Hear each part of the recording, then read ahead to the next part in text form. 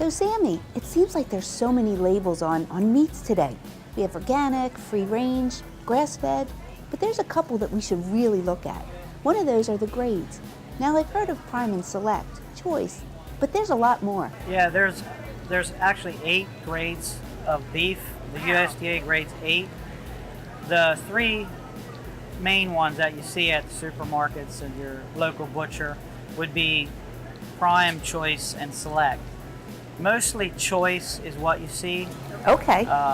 But there are a few specialty butcher shops and some higher end restaurants Just like Sammy's Superior Meats. Yeah, correct. So can you tell me what the differences are? Yes, the Prime grade is the top grade. Only 3% of all cattle grade Prime. Oh wow. So there's very strict guidelines for it to grade Prime. And one of the things that they look at is the marbling, the intramuscular fat in the meat itself. And another thing that they look at is the age of the beef. Okay. And so all these things have to line up for them to be able to grade it as USDA Prime.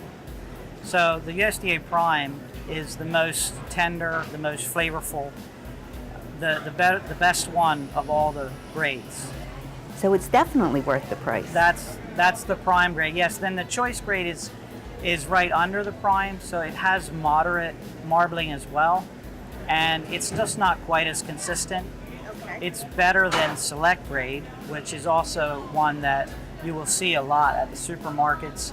The Select grade is more leaner. Okay. It's still a little tender, but it's not as flavorful as the better grade. Talk to me about the marbling. The marbling in the meat is actually intramuscular fat.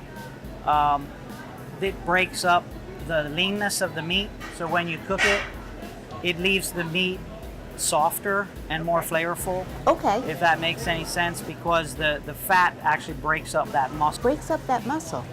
All right, so now what about 100% grass-fed?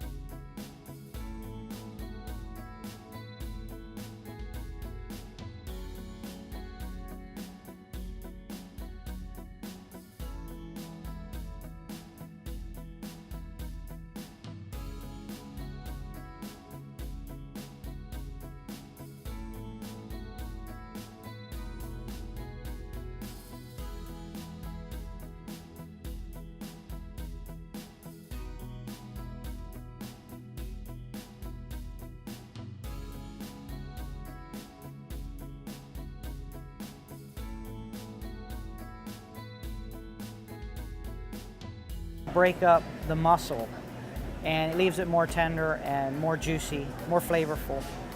The 100% grass-fed beef is healthier for you because it has no GMOs, no antibiotics or hormones, but it doesn't have the intramuscular fat in the meat as much. This one here, okay. And then you have the USDA Prime. You can see all the marbling in the meat. The grass-fed beef, they're walking around, getting exercise, and they just naturally get more leanness. So, and you can see that in the meat, and it affects the... Just like when we do. When we work out, we get lean. It's healthier for you. So there is a big thing, a big movement on grass-fed beef.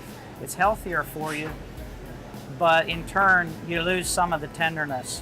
Gotcha. There are some grass-fed beef that do get good marbling, but okay. It's a lot less. Yeah. So again, Michelle is going to make her recipe for us. Oh, I'm excited. I'm excited to learn how to make the steak. Sounds good.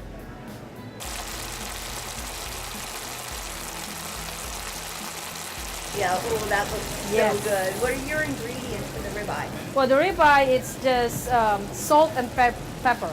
That's it. Very basic, that's all you need. You don't want to marinate it to overcrowd the flavor. You want the meat flavor. So this one is ribeye. It's a prime ribeye. This is what it looks like before when you buy it. And I season it with salt and pepper, and I let it sit room temperature for like half an hour before I cook it. And this was like 5 minutes on each side, so we can see what it looks like now.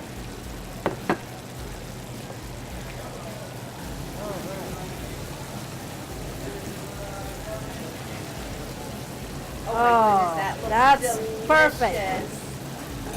Smells so good. Ooh, you're making me hungry, Michelle. So it's really good. You have your protein. Just get your favorite sides of vegetables. We like to have broccoli.